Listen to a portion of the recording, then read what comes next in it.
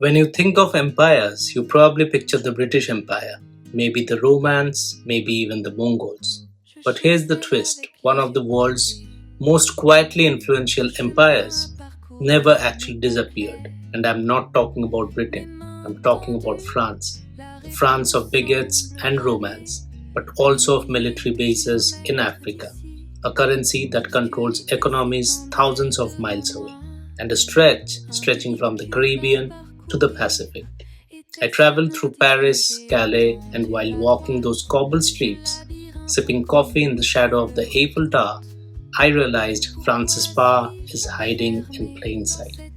In this video, we are going to uncover how France, a country of just 68 million people, still holds sway over territories bigger than Germany itself, how it keeps a tight grip on African economies through a currency most people outside the continent have never heard of, and why, even in 2025, Paris can influence the politics, trade, and resources of nations thousands of kilometers away.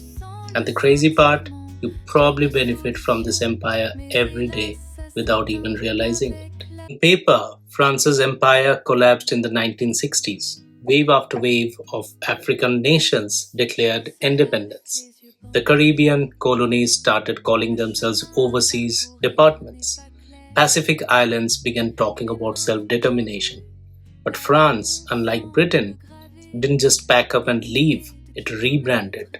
The colonies became overseas departments and territories, legally part of France with French passports, voting rights, and access to the euro. Others became independent, but still locked into Paris's economic orbit through the CFA Franc currency system. And here's the clever bit: this meant France could claim moral high ground for decolonization, while keeping the pipelines of trade, military access, and resource control wide open. Today, if you lay out a map of France's reach, it's like a puzzle no one talks about. In the Caribbean, Martinique and Guadeloupe, tropical, beautiful, and technically part of the EU. In the Indian Ocean, Reunion and Mayotte, closer to Madagascar than Marseille, but still France. In the Pacific, New Caledonia and French Polynesia, each a strategic outpost in the Indo-Pacific chess game between the US and China. And then there's French Guiana in Southern America, not just rainforest, but home to Europe's main spaceport, the Guyana Space Center, which launches satellites for the EU and commercial clients.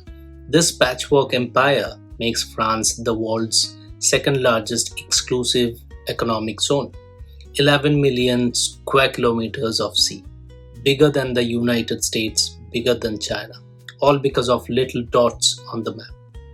Now let's talk money. The CFA franc is the most under-discussed economic tool of modern geopolitics. Used by 14 African countries, it's pegged to the euro and guaranteed by the French treasury. That sounds safe, right? But these countries must deposit a chunk of their foreign reserves in the Bank of France. This means France has visibility and some say influence over their economies. Supporters call it stability, critics call it neo-colonialism.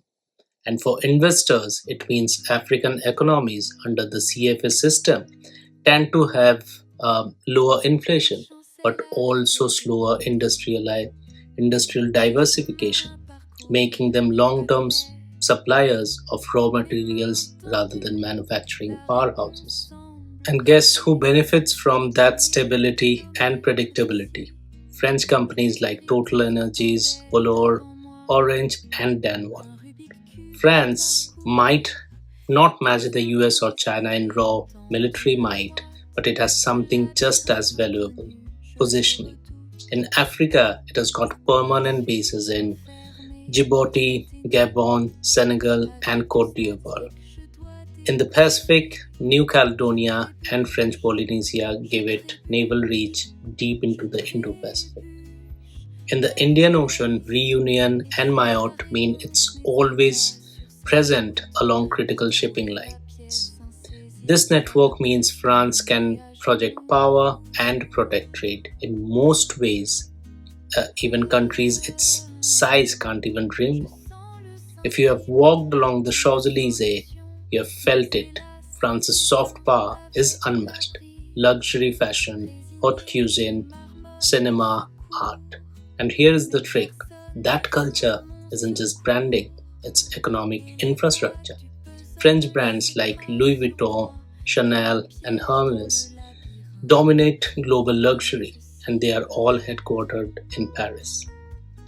LVMH alone is worth more than the GDP of some African nations. Paris uses this cultural capital to maintain influence, win trade deals, and attract foreign investment, all without firing a shot. But, and it's a big but, this system isn't bulletproof. In New Caledonia, independence referendums have stirred real tension. In Africa, Mali, and Burkina Faso have pushed French troops out in favor of Russian partnerships. Even in Paris, economic unrest and strikes can send ripples through the whole network. The question isn't whether France still has an empire, it's whether it can hold it together in a world where new powers are rising. So, why should you care? Because France's influence touches shipping lanes, commodity flows, and even space launches. If you invest in European markets, energy, or luxury goods, you're exposed to France's reach. For all the talk of decline, France still ranks as one of the most connected economies on earth, and that makes it a wild card in geopolitics and in portfolios. Standing in Paris, it's easy to get lost in the beauty, the cafes, the art, the skyline.